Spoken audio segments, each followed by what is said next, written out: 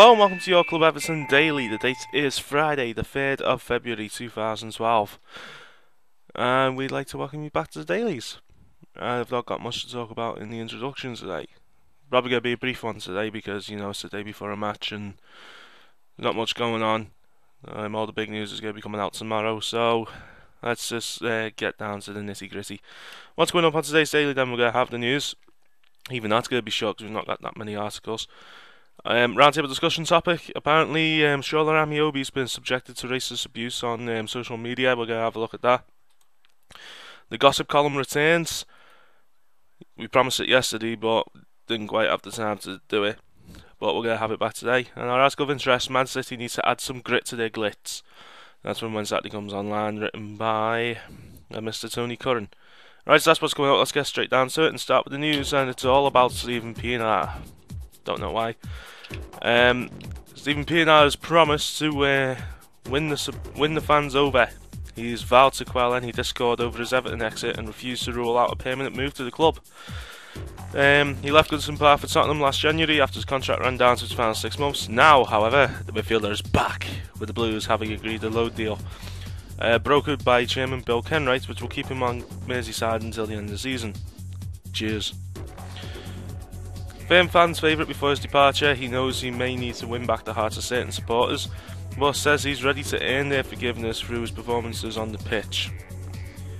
It's going to be interesting to see if he manages it. I mean, there's been a lot of positive reactions to Pienaar's return, but there has been quite a bit of negative as well. So it's going to be interesting to see how he goes about trying to win those fans back, the sceptics back, throughout the course of his loan spell. And also the fact he's not ruled out a permanent deal. That's interesting. Very interesting. Likelihood of it happening, I suppose, is minimal, but then again, this is coming from the same person who said that Louis Zaha going to Tottenham is ludicrous, or John Terry's not going to get stripped of the captaincy by the FA. I said that yesterday, and look what's happened today. He's been stripped of it.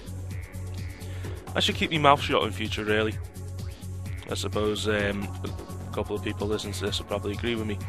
Anyway, the other piece of news, Howard Kendall's been talking about Pienaar as well, and he's hoping that Everton have a clause to sign him permanently in the summer.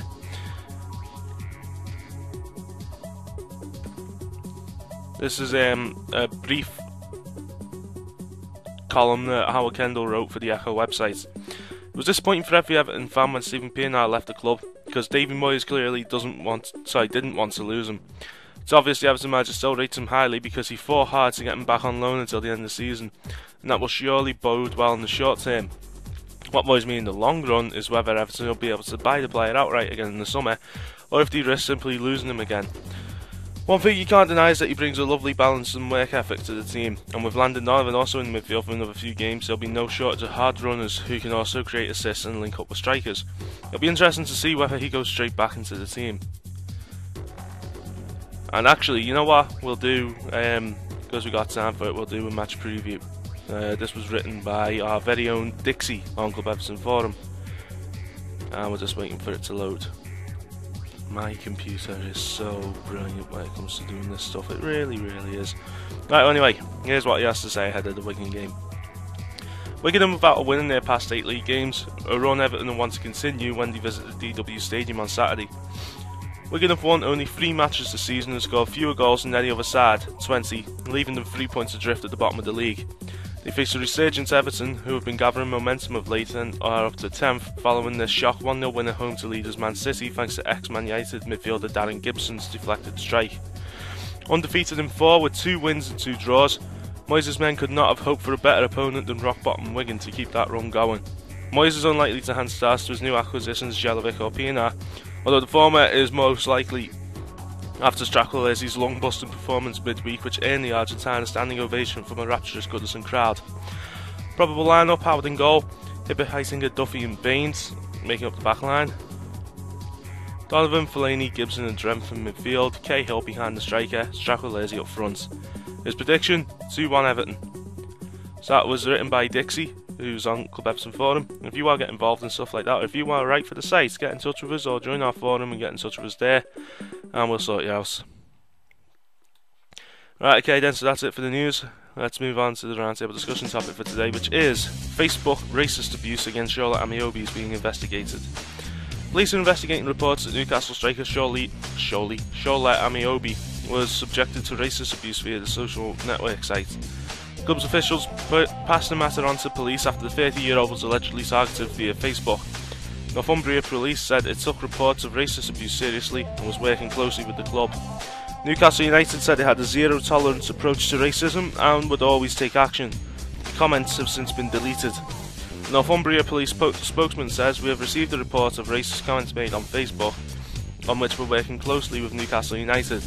Northumbria Police take all reports of racist abuse very seriously and inquiries are being conducted."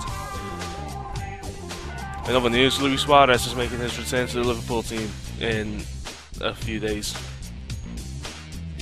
Alright, so that's the round table.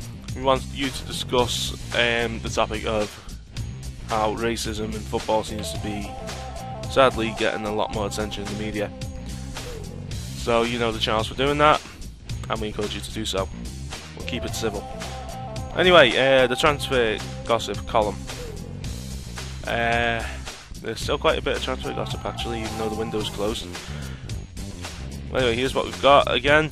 The source and the article. The Mirror report that Carlos Tevez' agents are believed to want to hold talks over a move from Man City to Russia, where the transfer window does not close for another 3 weeks. Oil-rich Anzi Makakala are interested in the Argentino striker. The Mirror reports that Luis Suarez has emerged as a surprise transfer target for Juventus. The Italian giants want Suarez to replace 37-year-old veteran striker Alessandro Del Piero, who will leave the club in the summer.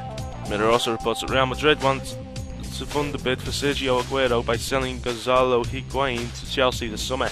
That's according to the racist. The last one was according to the Star, by the way. Apologies for that. Talkshite reports that Man United targets 20-year-old Basel midfielder Zerdin Shaqiri is still wanted by Zenit St. Petersburg. The racist reports that Andrei Arshavin is poised to turn down a Russian return to Anzi Makakala, opting to remain at Arsenal. Striker Andrei Pierre Gignac claimed he turned down the move to Everton during the transfer window and says he would only consider leaving Marseille for a club like Man United. That's according to the Metro. Cheers. Mirror reports that Man City have confirmed their interest in signing 21-year-old Lille forward Eden Hazard, with manager Roberto Mancini calling the Belgian an enormous talent.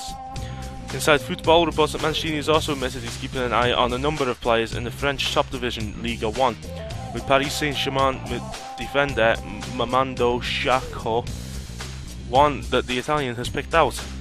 The Times reports that Arsenal have made an inquiry for Benfica's Spanish midfielder Xavi Garcia with a view to signing him in the summer. In other news, the Kuntrag reports that Jose Mourinho is ready to make a return as Chelsea manager, but he would want full control of team affairs. The Star reports that Chelsea manager Andre Villas-Boas says he allows player power at the club because he's such a young coach. The Times reports that Sir Alex Ferguson has been handed a boost before United's game against Chelsea on Sunday, with Wayne Rooney, Nani and Phil Jones all likely to return.